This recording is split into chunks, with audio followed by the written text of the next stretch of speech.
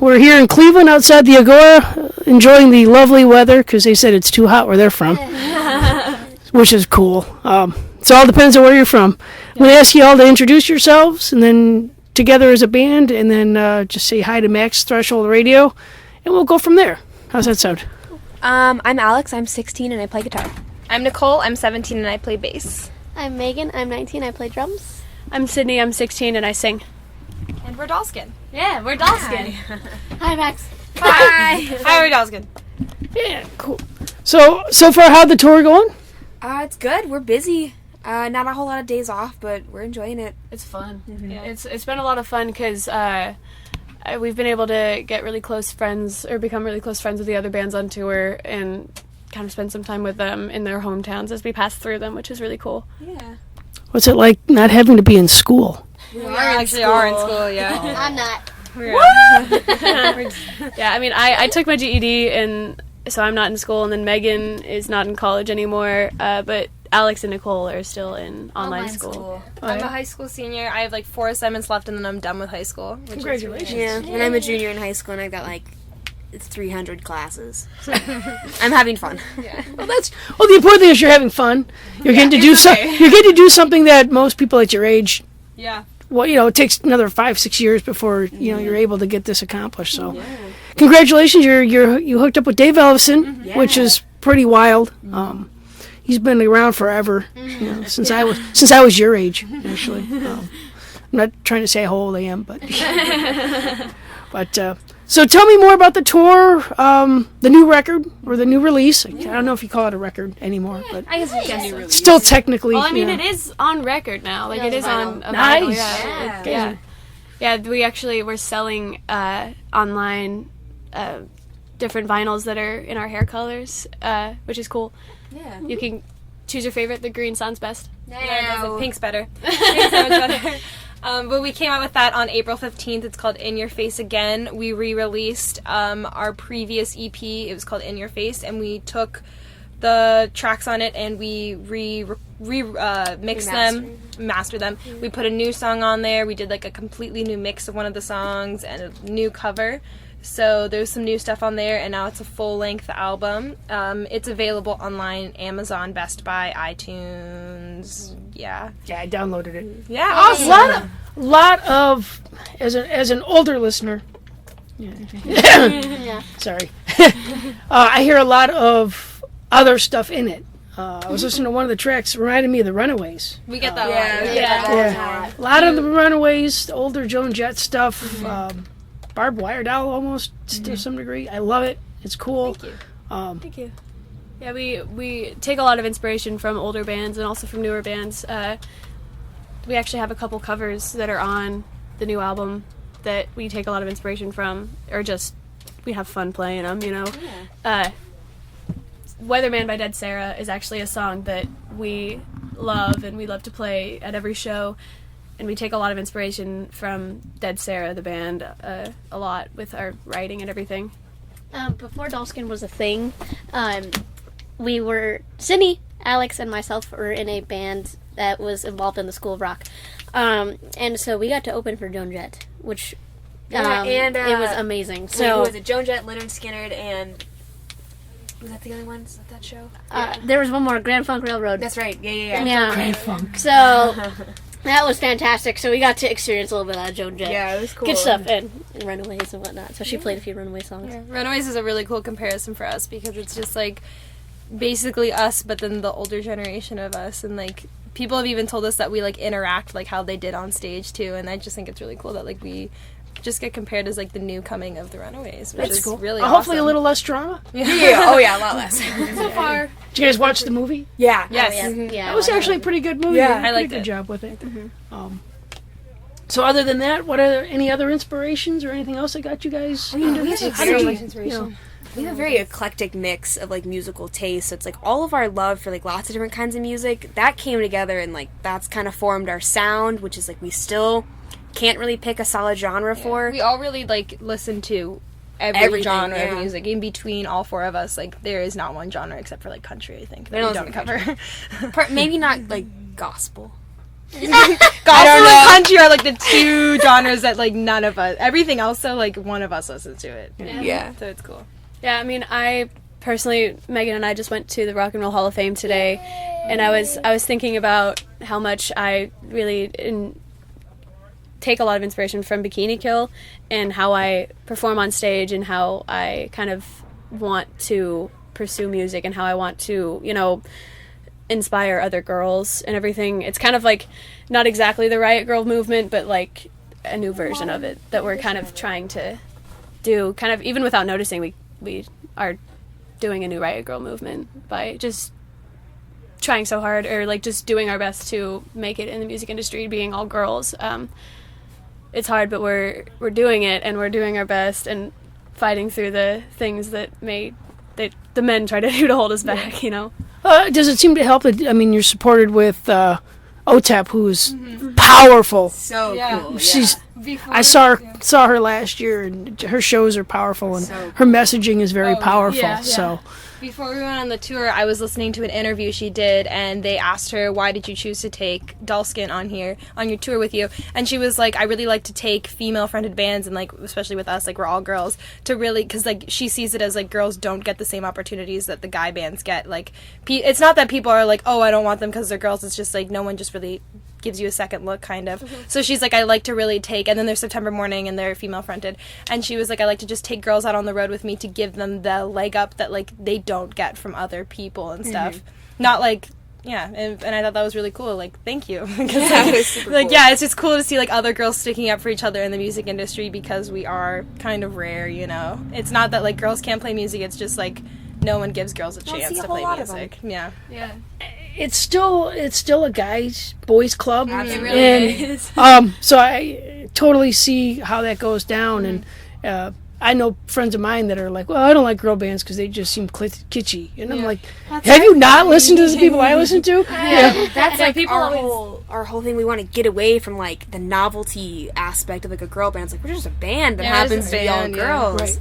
So it's like, you know, we don't want to be looked at any differently than, you know, a young band of guys. It's like, we're just a young band trying to do what we can. We're just like a bunch of musicians making us together because we were all friends, and it was like, it wasn't, I mean, that was basically it. Like, we're just some girls that play music. Like, we just like doing it. Personally, it's funny that you bring that up, because when people, and like especially guys, and you'll hear like chicks on the radio all the time, just one singular artist, a girl, Beyonce, Lady Gaga, all females, Nicki Minaj or somebody, you know, and then people will listen to that and be like, oh yeah, this is my jam, you know. But when it's a group of girls in a band, it's discarded. It's kind of like, you know, they can't pull off rock and roll or something like that. But in the pop industry, in the mainstream industry, girls are thriving, you know. Right. It's like, And then We want to break that stereotype. and like girls can do all kinds of music because we're cool. we can do anything, I guess.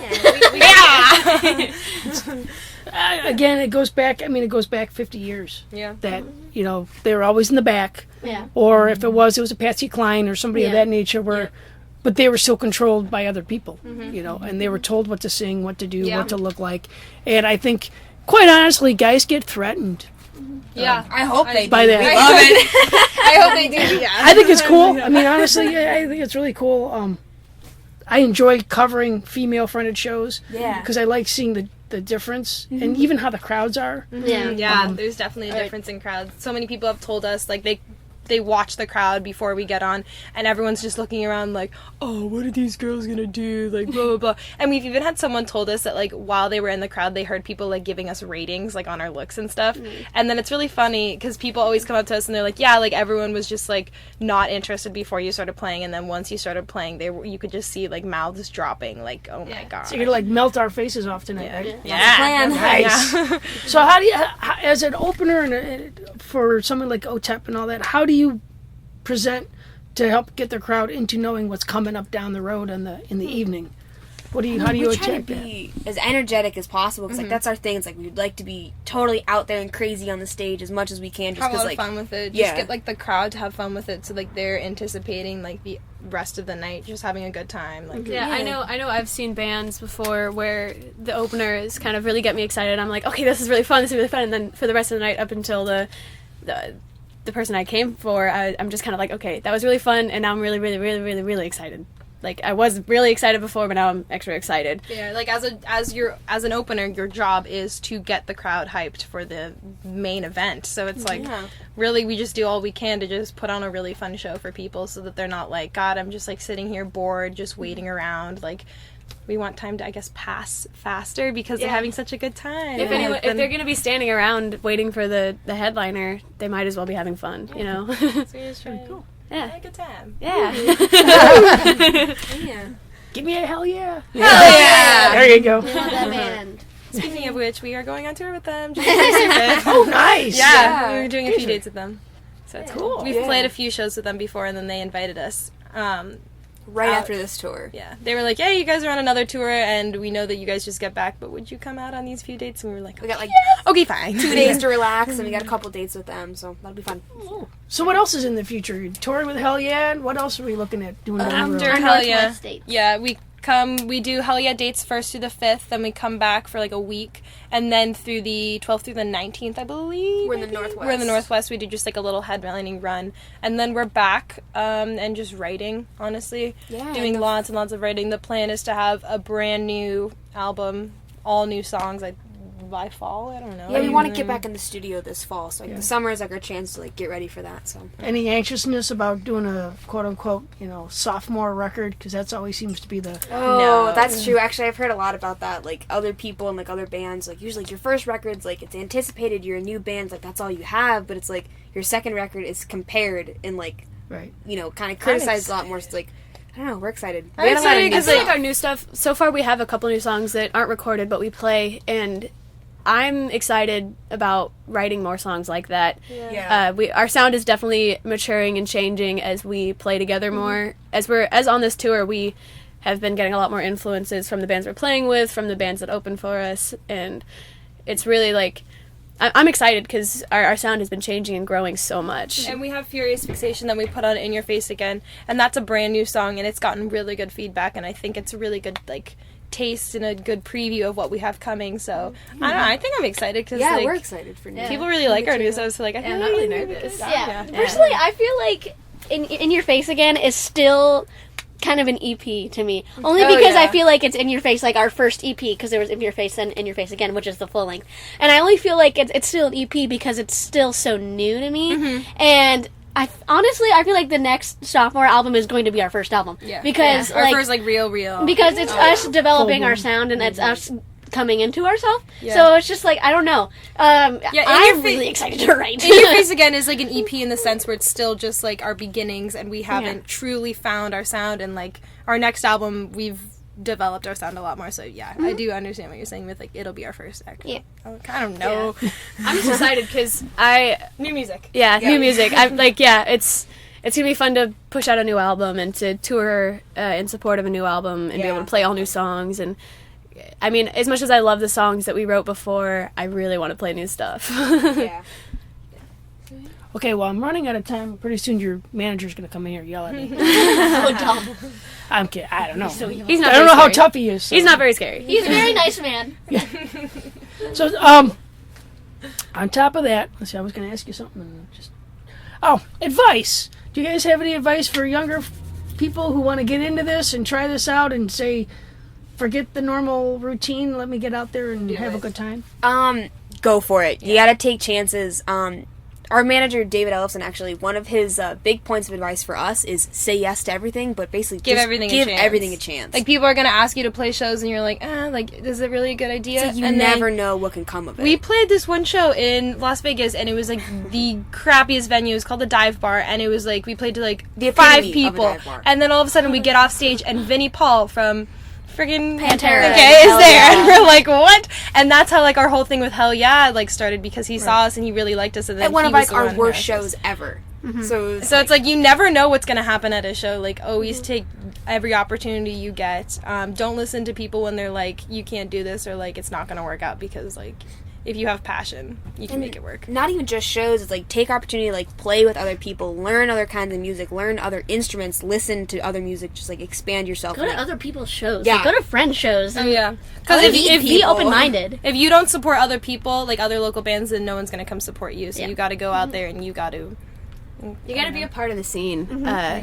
If you're not showing your face everywhere you can, no one's gonna want to see your face. Exactly. Yeah, I mean, I just And recently, like what you're doing also. If Yeah. you don't like the music you're putting out, why would anyone else like it? Like, you just have to be passionate about it and like stand behind what you're writing, or else, I mean, like, who else is gonna music, listen? rock and roll, and kind of just being a musician it's a family. Once you start playing music, you're trying to get into this community of musicians, and you really have to be a part of it. If you're, You gotta be supportive. yeah, you gotta be supportive. I recently saw this post one of my friends made, and it was basically saying how much they hated the fact that this band that was headlining got there 10 minutes before their set and didn't even bother watching the band before them, and they just sat at the bar until their set. And really, you have to be into the other bands. You have to, at least, if you don't like the music, at least watch and at least appreciate the musicianship. You have to really be a part of the scene to be seen, you know? It's, yeah. And if you're getting to this level, you know, a little respect goes a long way. absolutely. Just be respectful to people and bring socks on tour. That's it. Bring socks, please. Bottom line, be respectful, extra socks. And there you go. Don't spit on people. Yeah, don't spit on people. Yeah, they don't like that. That's just Typically, it doesn't get you far in life. not spitting on people. Is our biggest Unless you're advice. Marilyn Manson, and then everybody's like, yes! Yes, Unless you're at that level, do it. don't spit on Don't spit on people. I saw Marilyn Manson open for someone else, and yeah, it was not I'm pretty. jealous. I love him. Did he spit on that one? Alrighty, then give us a quick radio ID. Say, this is Dowskin, and you're listening to Maximum Threshold Radio. Okay, wait, let's practice it. This is Dulskin, and you're listening to Maximum Threshold Radio. Okay. Okay. This Hey, is oh my god, see, that's what we have to practice. Wait, are we doing Hayward Dawskin or this Where's is? the drummer? We need some time. Oh, yeah, yeah. Okay, so Hayward Dulskin. Hayward Dulskin? Yes. Okay. And this is And you're listening to And you're listening. Maximum. Maximum Threshold. Okay. Yeah, radio. Hey, this is Dawson. Hey, this is Dulskin. So dumb. Hey, this is Dawson. Okay, This is Dulskin. And Okay. you're listening to Maximum Threshold Radio. Okay. Hey, this is Dulskin, and you're listening to Maximum Threshold Radio. Woo! Third time's a charm.